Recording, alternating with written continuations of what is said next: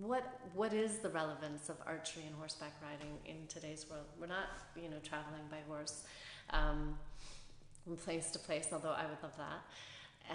Some people might be, but for the most part, we're not.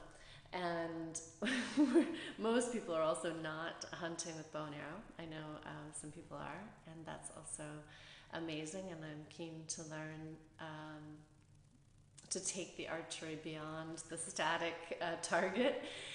And so, what is the relevance in the modern day?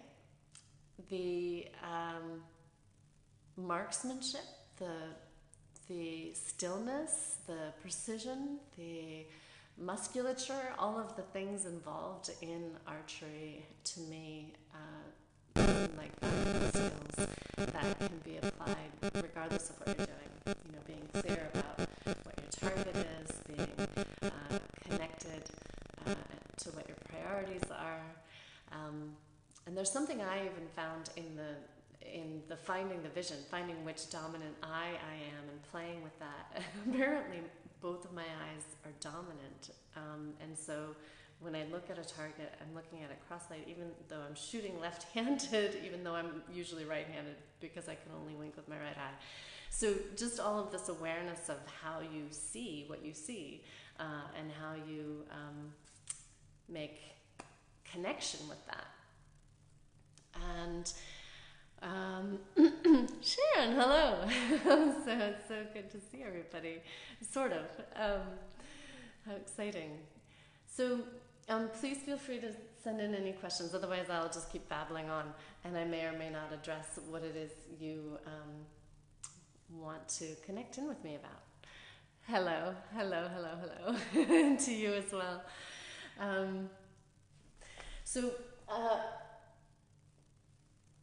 what else we have going on in just a few weeks in Marajo, and the reason that we're returning there is because we have a number of these activities all within walking distance, and so that to me felt really key. I didn't want to be driving, and so we've had a hard time getting horses and archery and a place to do the water ceremony and the yoga all within one place that we can walk to. And so this time as well we have Karia or Karea. I need to check on her pronunciation of her name, who I've met very briefly virtually, and Miriam has been taking walks into the bush with the Naheri. And so she's going to take us through some foraging and some rongoa. Yes. Let me see what your question is, Levi, and I will address it. So the purpose of the gathering in one or two sentences, and the personal motivation to create it. You mean to create the gathering or the academy? If you can clarify that question, I'll speak to the first one. So the purpose of the gathering in one or two sentences. Yes, I think I have it written down. So let me find that for you. So the gatherings are the meeting ground for sharing notes on the training we could be doing on our own. They're touchstones, touching down grounds. So all of us are doing our own training, and then we come together and share it. And then my personal motivation to create the gathering, because this is the training that I want to be doing, and basically I'm just opening the invitation wider to anybody who wants to join us. And actually, I would be doing more of it if I were doing less of the trying to get other people to come join us part. So mostly I want to be training myself and what I'm interested in, and I'm following my instincts on that, on learning more about things like rewilding, connecting with foraging and hunting and tracking and building fire. And that was a week that I experienced a couple of years ago at Ecodharma in Catalunya, near Barcelona, and a week in the wild. And so I wanted to deepen that knowledge and learn more, and I want to have that sense of I don't know whether or not I would live in the wilderness, entirely, but I want to know that I can. I want to know that I have the ability, the knowledge, the experience. And so I'm aligning myself with people who have, like Miriam and Karia. And the Amazon part of it is the inspirational part. There's a kind of a mystery around that. There's something that I'm exploring and I'm pursuing, but I don't have a plan. This is actually a question that came up on the first gathering from somebody who attended. It was like, what's the plan? I can give you, there's a foundation for the year of where we focus certain qualities based on my yoga and how I teach seasonally and align the chakras or the energy centers with the seasons of the year. And that gives us the kind of the framework for these gatherings of what we're going to center around. So that's a structure, but that's not necessarily a plan. I am curious to see what is unfolding, and I have as many questions, I think, as anybody else. So I think it's a matter, if anybody's kind of watching this and wondering, or on the fence, it's a matter of whether or not you feel compelled, whether or not you want to come play with us. Do some archery, do some connection with horses. So that was another point. Did that answer your question, Levi? Is there anything more that you want me to speak to on those two questions? I know that was more than one or two sentences. Let me know. And while you're letting me know, I'm going to continue about the horses. Okay, great, thank you. Yeah, absolutely, Sharon. I'm all for it. Let's do it. Yeah.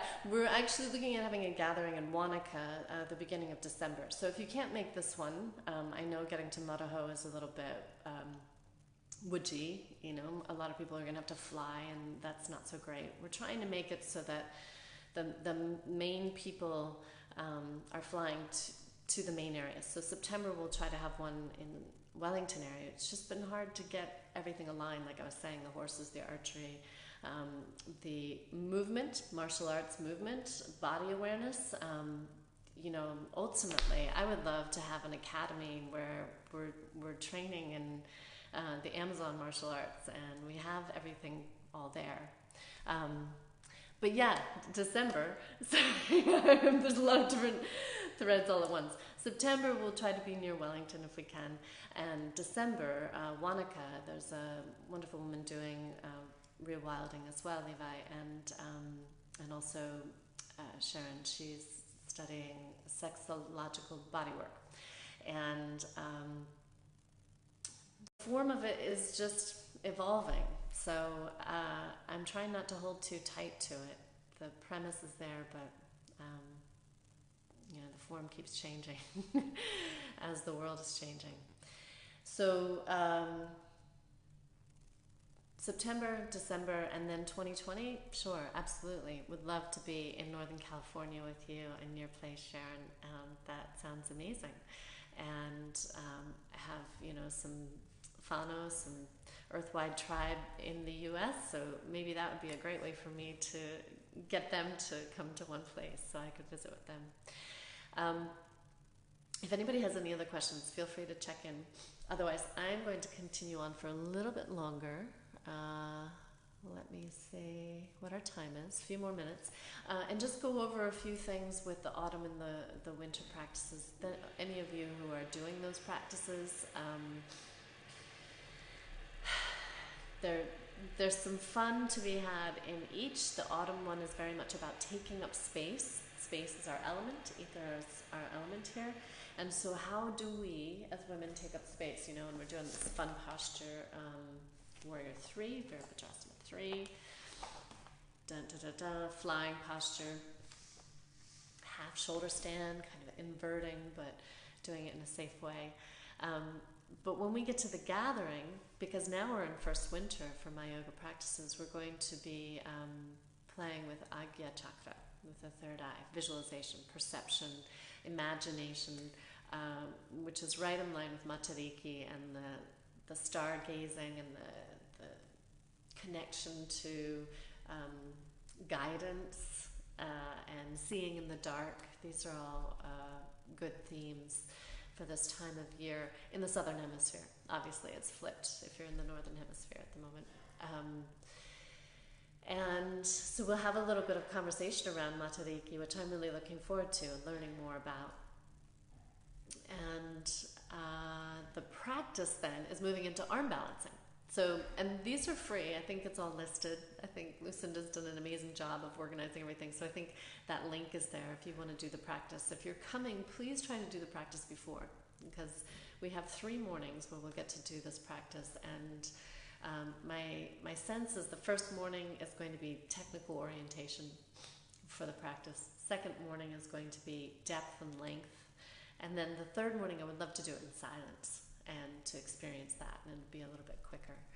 There's so much planned for the gathering, so I hope some of you can make it, but also keep in mind for future ones, and I've put on the sheet, but also encouraging you to ask if there is any hesitation, what that's about, because that hesitation about joining may very well be, when addressed, when looked at and worked with, be the very thing that enables you to be more Amazonian in whatever way, whether you come to the gathering or not.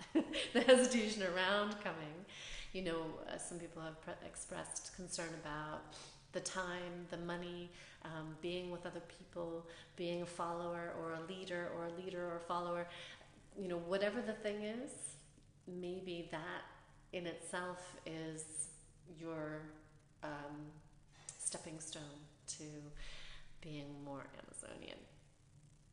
And I think that's our time.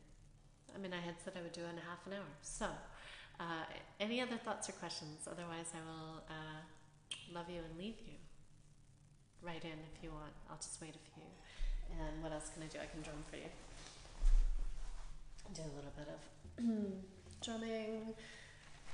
And if there's any questions,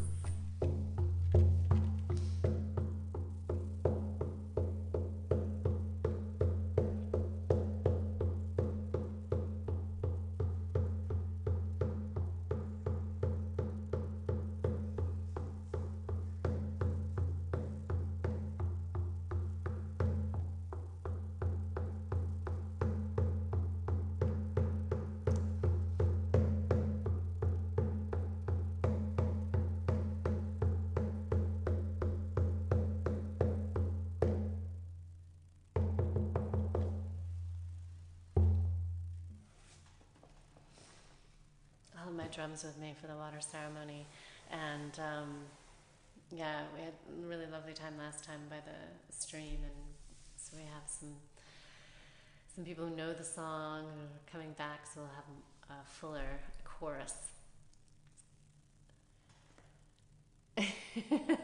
My pleasure. Thank you for taking the time, Nipai, and I think we're good to go. I look forward to seeing you all whenever I see you. Much love. Be well. Namaste.